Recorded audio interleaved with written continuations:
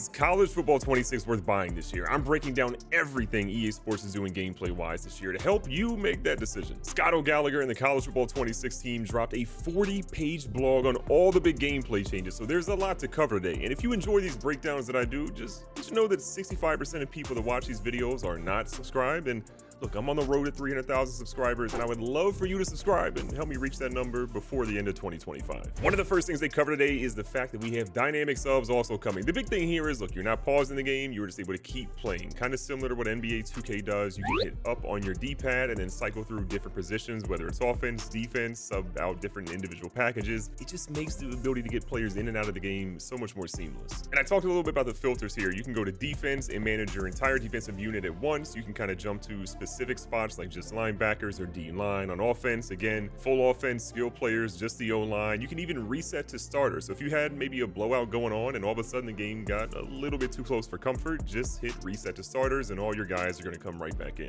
The other kind of hidden gem here with this menu is that you have wear and tear indicators. So you kind of have a visual picture-in-picture indicator that shows the most impacted body parts of the players, and it's directly tied to their wear and tear system. You can see which body part is banged up, how bad it is, and kind of make a decision on whether you should or should not sub that player out. And you also can see the overall ratings. You can kind of instantly assess each player's current effectiveness and figure out should they be in the game or maybe not. And speaking of wear and tear, look, there were a lot of issues with wonky tackling, players laying on top of each other, getting really weird wear and tear bugs. They talked a lot about this and they've done their best to make sure this is fixed. One of the coolest things they're bringing to wear and tear this year is you can kind of have auto sub settings and actual sliders to kind of give you just better depth to this player management system. So if you keep it at default, you have standard CPU substitution logic. You can also go to the keep fresh one, which is kind of inspired by real world rotation strategies, kind of like Michigan's frequent running back situation where they sub guys in a lot. There's grind it out, which is for those teams that want to keep their best players on the field as long as humanly possible. Whether they have a little injury or a big injury, you can try to push them through being banged up and only sub out when it's absolutely necessary. And if you're somebody who likes all the control in the world, there's a custom option to do it based on whatever you want, and you can sub based on the lowest health of specific body parts, giving you the most control possible. And I think the most important part about wear and tear is you can actually customize that experience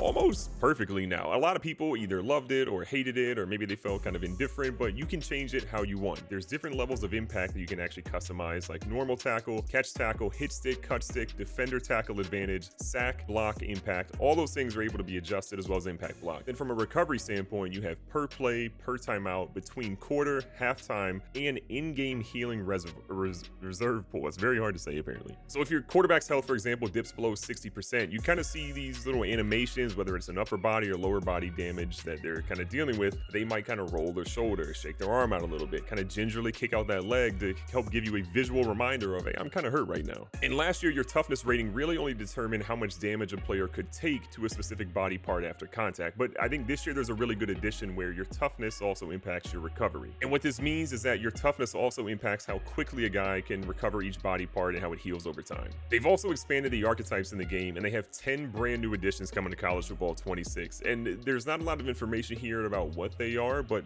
the big thing here is that they try to make sure that each one is intentionally diverse. They don't want really any two archetypes to really share the same ability loadouts, but more on that when they drop the Dynasty deep dive. I think a really cool thing they're doing this year is what they're calling kind of the out-of-body experience. If a player is absolutely balling out of control, they can actually have their physical abilities receive substantial boosts. So if a guy has, for example, a platinum tier ability and they're absolutely cooking, it can automatically actually upgrade in-game to the new Heisman tier, which gives them better effects or enhanced effects, and then kind of better functionality inspired by all the player feedback they've gotten over the year. What you'll see visually is a green flash around the player's icon that kind of signals they're going up a tier. So a bronze would go to silver, silver could go to gold, gold could go to platinum, and platinum again would go up to Heisman. But on the other side, if you're out here being absolutely lay booty, as the French say, then you could actually have that go the other way. So you could go downward with a red arrow indicating they've dropped a tier. So platinum could go to gold, gold to silver, silver to bronze, and so forth. They did give us a little bit of a teaser on some abilities here. One is called Battering Ram, which is actually pretty sick. It's kind of inspired by a lot of those big backs that are just out there seeking contact. As it tiers up, ball carriers are going to kind of inflict increasing levels of wear and tear on defenders. So if they finish their run falling forward, it can absolutely deliver some crazy punishment, making defenders kind of pay for every collision and rack up their wear and tear. Then you have the Hammer ability, which is kind of for those like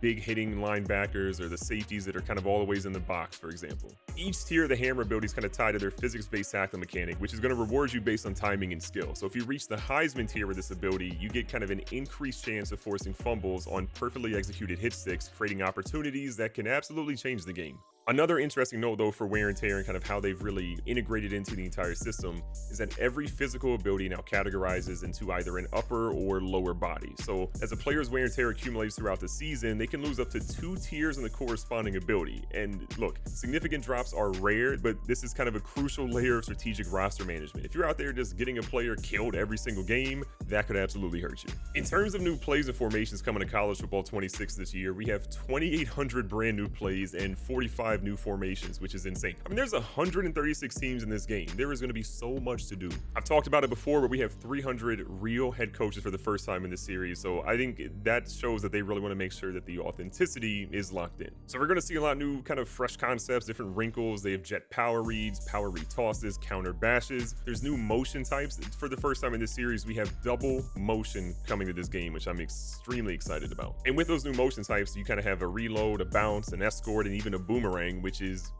crazy when you see it. And even, you know, my team that's kind of motion heavy, the James Madison Dukes, are going to have some crazy plays for you to see with that. They've expanded a lot of the QB run and RPO variety stuff. Notre Dame, Utah, and a couple of other teams are going to have some really cool things there for QB runs and featuring pop passes, sprint out options, and design QB powers. There's smarter option concepts that are coming around this time. So if you're running a run and shoot or a veer and shoot, receivers are now going to be able to read and leverage, identify cap defenders, react to middle of the safeties, you know, if they're covering across the middle of the field. This is going to make things really interesting when we see halfback choice, hoss wide juke, slot options out there on each play. If you've listened to my Madden videos or watched my Madden videos, you've seen that I've talked about the new gadget sort of depth chart option. That is also in College Football 26. So when you think about wildcat QBs or motioning from slot to tailback, the gadget player on your depth chart is going to be a game changer for a lot of people. But speaking more about plays, Penn State's shotgun gate is going to be there, which should be a lot of fun. They have the swinging gate variants, which includes the dual quarterback package, wildcat looks, and offensive line slot assignments. Look, you get an offensive lineman in the slot and you're running out to that side, you are going to pancake some small 185-pound DB. It's going to mix things up a lot. Other ones that EA mentions are Ole Miss's wildcat deuce wing, Rice's pistol wingback. They have 11 total wingback sets, by the way. Western Kentucky's power eye Hulk, which is crazy because they have 2 defensive linemen lead blocking in that formation, which is, again,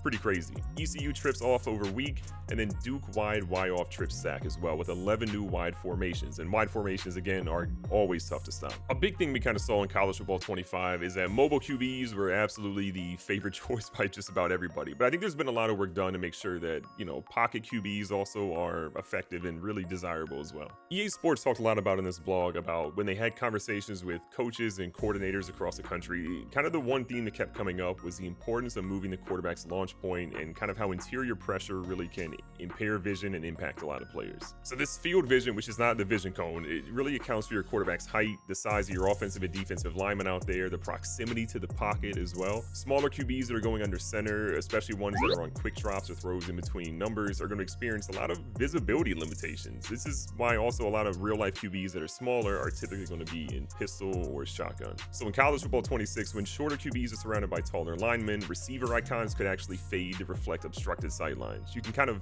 still attempt these throws, but just expect an accuracy penalty mirroring the real world challenges these players are out there facing. One thing I love to see is that they have an enhanced QB progression system. So if you played the game at all last year, you know that you could have some random 72 overall quarterback that was cooking you the entire time. But it did a lot of work to kind of make sure that there's a gap between elite and low tier QBs, kind of again mirroring real life. So high awareness QBs will kind of quickly and efficiently cycle through multiple receiving options, reflecting decisive reads, rapid decision making that really the elite signal callers across college football have. But on the opposite side, lower rated QBs kind of struggle more significantly. So this is kind of better for them because they're not going to be able to manage as many progressions. They should be really having fewer progressions, dominating slower decision making, kind of closely resembling the performance that a freshman who's going out there for the first time is kind of having versus developing a quarterback scene on Saturdays. There's also kind of a hot read system that makes things a little bit better in my opinion. Look, a lot of us, including myself, if you wanted to get to the QB a little bit, you'd run double mug or certain blitzes that got to them pretty quickly because the CPU was not good at making, you know, good reads out there. So QBs that have a higher awareness now identify multiple hot read options immediately after the snap. It kind of mirrors how, elite QBs diagnose and counter aggressive pressure in real life. These upgrades reduce the once dominant effects that we kind of had with double A gap blitzes that we just talked about. Again, making it so that if you throw a blitz, you got to be ready for a good QB to make you pay. One of my biggest fears coming into the game this year was that we would see boom tech coming to college football 26. And they technically are bringing boom tech. They have just repackaged it, redone it, and they aren't calling it boom tech anymore, which is a win in my book. But physics-based tackling is really good. I think if you played the beta, whether it's for college football or Madden, you kind of felt like this is actually a good tackling system. And a lot of this basically means that tacklers with better ratings won't just win more often, they'll kind of win more distinctively. They're kind of putting timing-based elements that allow stronger defenders to finish plays with authority, while weaker, sort of less experienced or less rated from a highly perspective tacklers are more vulnerable to being dragged or broken through. This is going to give us things like glancing blows, squared up stops, falling forward momentum. They're kind of all driven by weight, speed, angle, and user input. And I know there's a lot of people in the comments that are probably boo-hooing, but you said you wanted physics-based tackling. This is what it is, and it doesn't have that really terrible bad name. So we're getting new tackle types like wrap catch tackles, in-rain lunge content, unprepped hit sticks, which I think is a pretty cool thing. These are kind of explosive hit stick animations that capture those big hits you see in real life when the ball carrier is kind of caught off guard and not expecting it. I think a guy shooting through a gap, blowing up a running back that just wasn't really thinking that was going to be there. And that not only can kind of shift momentum in crucial situations, but it can have a heavy impact on your wear and tear that you inflict during that game. They also talk about how their timing and aiming on all one-on-one tackle types has been improved. Truck and stiff arm mechanics are now timing based. Before, people could just spam them, they'd run through a gap just mashing A nonstop. You actually have to try to time them to increase your success rate, or else they're just not really going to work. There's core tackling improvements, hit stick catch tackles, quarterback hit improvements. Thank God. I think that was one of my biggest frustrations, is just watching these QBs just do these really weird things. They throw the ball away or just have some weird, animations pop up through those. And then late hit throws. I am so happy to hear about this one. EA specifically said, "We also heard you loud and clear when it came to last second bailouts in the pocket. Those frustrating moments when quarterbacks could escape sacks with an unrealistic throw just before being hit. Ensuring throws are more realistically aimed near receivers, increasing both catch opportunities and interception risks. Additionally, very late throw attempts with defending players in will more frequently result in sacks, rewarding good pass rushes and emphasize realistic consequences for delayed QB decisions." There's a couple more pieces they talk about of physics-based tackling, tackle contact accuracy, momentum preservation after contact, realistic post-tackle movements. There's a lot of information here that you can read more in-depthly on, but I think if you play this beta or play the full game here in a couple of weeks, you're going to realize that the tackling is improved from last year and so much better than what we saw in Madden 25. Stunts and twists are obviously in the game. We talked about this a little bit before. All you got to do for these is that when you're in the pre-play menu, if you press D-pad left, then R1 or RB, you can access available stunt options for your current play. At the play call screen, though, it's super easy. You just hold down the corresponding button of the play you want to call for about a second or so, and then it gives you all the available stunts and twists that you can basically call and custom tailor for your pressure. There's a lot of work that's been done on block steering, making sure that linemen are just able to be pushed or pulled in a direction based off a lot of different things. Your block shedding, run block, impact blocking, all of these things plus momentum and the strength and weight ratings are all going to help out a lot here. In total, there are 700 new animations in this system alone, so I think as you look at the run game and obviously the defenders trying to get to the quarterback, you should see a lot better movement across the board and hopefully some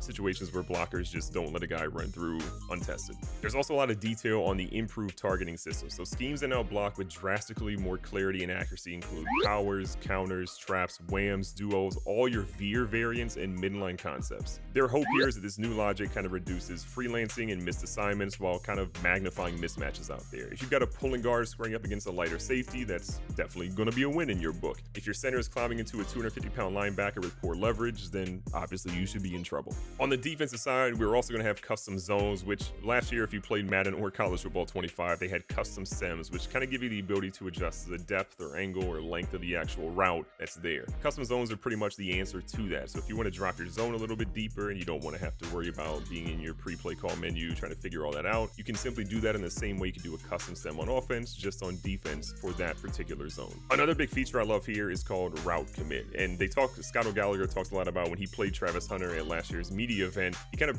shaded him inside on a pre-snap and got beat, and he turned to him and said, "I know it's a low chance to get beat with the shade. I'm just selling out here." And he talks a lot about how that really impacted. So this year in the game, you can press R1, which is your defensive keys, or RB, and you then hit left or right on the left stick, and then your entire coverage unit will aggressively break either towards the inside or outside breaking moves. You guessed right, cool. You're in a good spot, lock them down, get them strapped up.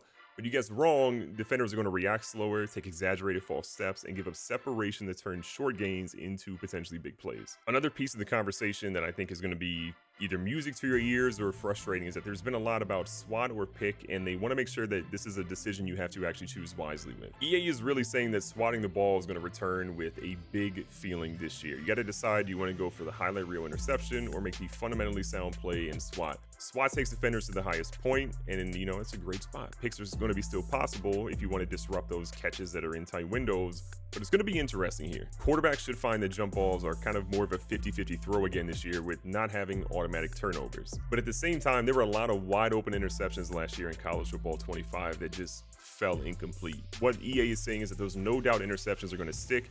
DBs should finish plays as they should. Every interception should feel deserved, whether you perfectly baited the quarterback, jumped a route, or made a perfectly timed break. On the defensive side of the playbook, we talked a lot about the offense earlier. We have new defensive formations like 3-4 tight, 3-3-5 flex, nickel single mug, and nickel 2-4 single mug, as well as nickel load and nickel 2-4 load. We're also seeing a couple of formations that are kind of more similar maybe to Madden players. They've also been added to college football 26. So you're seeing nickel 2-4, nickel 2-4 double mug, and dime load week, which was formerly dime sugar week. There are also new bracket coverages coming to the game. So we have one double slot, one double tight end, double bracket switch, and bracket switch Willie. And when you're playing a team that has a really good wide receiver or tight end that's cooking you, these are going to be helpful. Sticking with the defensive trend here, you're going to see that the enhanced run fit logic should be much better. I feel like running was super easy last year, and it was kind of hard to really see if your linebackers or safeties are really kind of hitting the gaps they should have been. There's been a lot of work to make sure that your linebackers and safeties now fit more aggressively downhill, kind of triggering their action a lot earlier and attacking those assigned gaps with more physicality that you would kind of expect in a real college football game. A massive update for me was the RPO integrity. Look, if we know anything about college football, RPOs are a huge part, and even some teams run their entire offense around it. There's a couple of big things they're having here. A and B gap defenders, usually your interior linemen and linebackers, are now coached to play the run first. Your CD and E defenders, which you can think of as your corners, overhangs, safeties that are lined outside, they're going to read the key. So if the receiver they're responsible for goes out on a route, they play pass. If he blocks, they trigger enter their run fit. And what they're hoping this does is that this logic should keep the defense from overcommitting, but also opens the door for smarter, more football faith reactions against reads, peaks, and tags, which were cooking last year. There's also a really cool new setting coming this year to kind of the coach setting for safety adjustments, and you get a lot of control here. You can do safety depth at close, which brings safeties into the box, as you would imagine, great for run fits or tighter red zone looks. Default, which is your standard balance. Your deep, which aligns your safeties deeper than normal, kind of helping for that deep speed that you're kind of afraid of. If you're playing South Carolina, I would imagine you want your safeties deep. Then you have prevent, which sits them all the way back, I believe 35-ish yards or so. Kind of use that in the end of half game situations to avoid giving up that big play that we've all inherently given up. Then you also have the width for safety. So default, again, your neutral alignment. Spread is going to position them wider than usual, kind of helping against those sideline threats. Wide, which is going to further exaggerate outside leverage to protect against deep out routes or verticals. And then pinch, which is going to bring them tighter to the middle. And then you have a midpoint shift as well here. So this is all about repositioning your safeties off the defensive midpoint. So left or right, again, adjusting based on field alignment. Strong or weak, you can kind of shift to the offensive strength, tight end side, which is great, especially if guys are probably trying to flip plays on you. And then field or boundary, which is adjusting relative to the wide or narrow side of the field. And I just talked about RPOs a little bit ago, and there's even stuff to kind of help you out a little bit here. If you want your overhangs to be more aggressive against the run, even if it means giving up maybe a quick slant, you can absolutely do that. Prefer that you sit back and protect against the pass first. That is definitely an option too. And if you make these adjustments and realize that maybe I made a mistake here, you can change them back to their default adjustments and their settings by just simply clicking L3. In the past, if you wanted to kind of show blitz, this just meant that literally everybody was going up. Now you can actually do show blitz with just your linebackers, which is, I think, is a great adjustment here. And then moving off that and talking about coaching for a second, there's kind of a lot that they've been doing around real-time coaching going into this year. This is going to give you things like smarter, faster, and more varied logic from the CPU coaches that you play. So they're going to respond with a wider range of strategies, the kind of personality-driven behavior, because now we have real coaches, so it makes more sense to have that in the game. Situational awareness, where they're not making, hopefully, those dumb situational mistakes, and then making every team kind of feel more distinct and more dynamic as you play throughout your Dynasty, your Play Now, or wherever you choose to play. Probably one of the most noticeable upgrades here, though, is going to be delayed shifts. So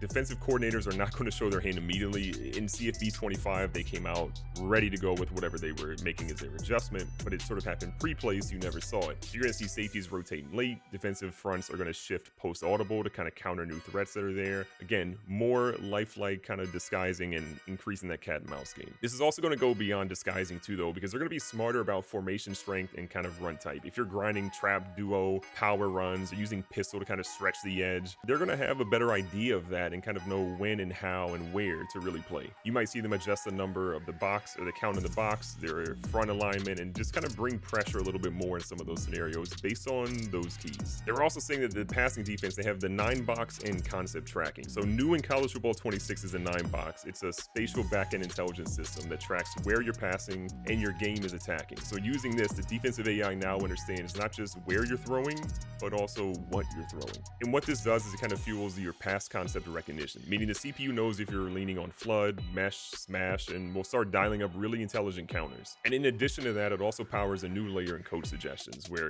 concept counters are kind of more intelligently surfaced throughout the game. So if flood is killing a defense, look for a call that kind of directly attacks the route combo, not just this generic zone shell. They're hoping that the goal here is that it gives players access to the same in-game adjustments a real coordinator would consider, but you just don't need all that football knowledge. In addition to everything we just talked about, they have a switch stick visual change. The pre-play movement for Madden 25 is going to be coming to college football as well, which I personally love to see. It's a great little nuance there. Pursuit has been tuned. I know a lot of us have complained about that. You're going to still see players with low pursuit ratings unable to properly judge speed and take or tackle, but it has been tuned overall. CPU QBs are going to get out of their fake earlier in play action. In the passing game, you have extended our bullseye accuracy system from last year. So in CFB 26, you're going to see a much wider range of slightly inaccurate and inaccurate passes. You're also going to see more bat down attempts from pass rushers. So linemen who kind of gain leverage but can't really get to the quarterback at that point are still going to actively try to knock the ball down. And double move improvements. Double moves have not been really worth it at all, because you either don't have enough time to throw or the defenders are never getting faked out on that. But they're talking about in College Football 26, it kind of now enables quarterbacks to execute these throws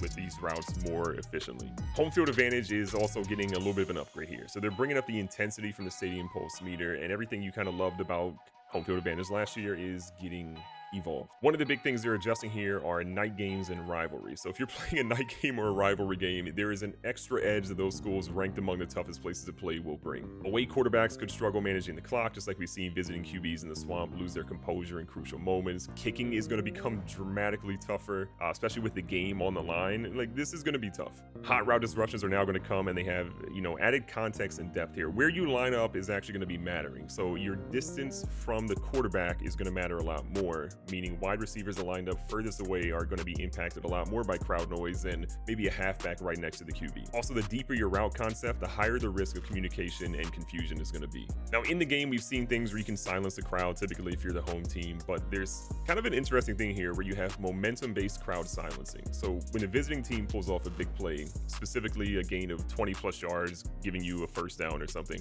you'll temporarily quiet the stadium and pause home field advantage effects. It's a really cool way to kind of get your composure, flip things around, and kind of seize momentum and try to turn that game in your favor. For kicking, I know we talked about that a second ago. For night games and rivalries, it gets pretty crazy. Your accuracy meter can become completely transparent. The ball fades out as your kicker lines up. The power meter fills white, reducing kind of the visual feedback you have there. If there's anything we've learned about college kickers, they are unreliable. And when you play these tough games, you're going to see them be unreliable. That was a 40-page, 9,000+ word blog that we just covered on everything coming to College Football 26. As always, if you enjoyed this video and you want to see more stuff like this, do me a favor, subscribe to this channel. It costs you nothing, and we are on the road to 300,000 subs, hopefully by the end of the year. I'd love for you to help me out on that. Be safe, be smart, tell somebody you love them.